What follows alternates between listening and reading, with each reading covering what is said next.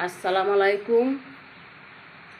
আজকে ঈদের 3 দিন হয়েছে, 2 দিন। আজকে ঈদের 2 দিন হয়েছে।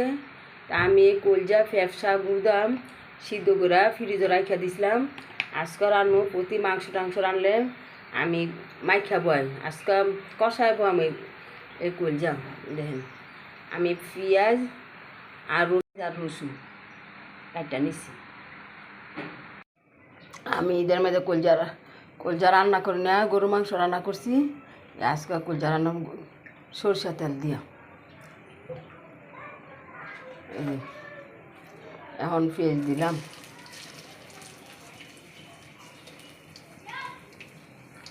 এই দেখেন আমার পেঁয়াজ লাল লাল হয়ে গেছে গা। এখন আমি এই যে মশলা, আদা রসুন বাটা, মশলা, সব মশলা একসাথে বাড়ছি। লবণ, হলুদের গুঁড়া আর মরিচ ইয়া করছি দিতেছি। তারপরে এই যে গোটা রসুন, পেঁয়াজ,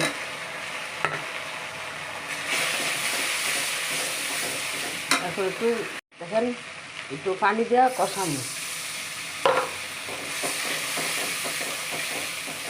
এই দেন গোটা রসুন।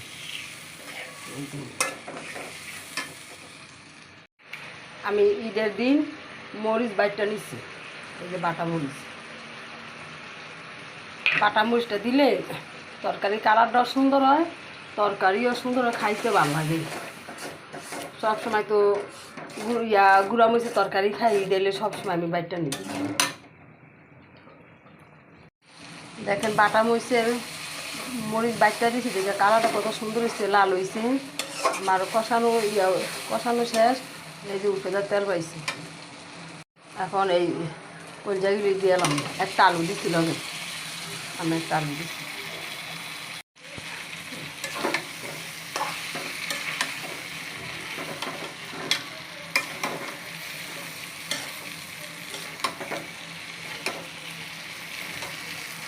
এই দেখেন আমার কষানো শেষ হয়ে গেছে গা।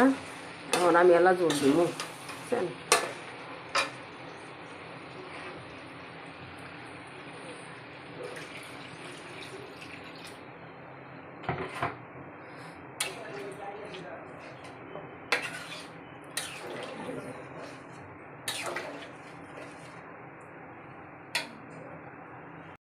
আমার তরকারিটা আমার হয়ে গেছে গা।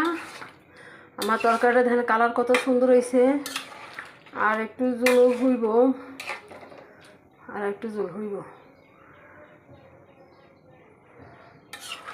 আমার তরকারিটি যদি ভালো হয় একটা লাইক, একটা কমেন্ট, শেয়ার করেন। কত সুন্দর কালার হয়েছে। মরিচ বাইটটা দিলে তরকারির মধ্যে অনেক সুন্দর কালার হয়, তরকারিও দেখতে সুন্দর দেখা যায়। আমার তরকারি হয়ে গেছে গা। দেখছেন অনেক সুন্দর কালার হয়েছে। এই যে তরকারি হয়েছে।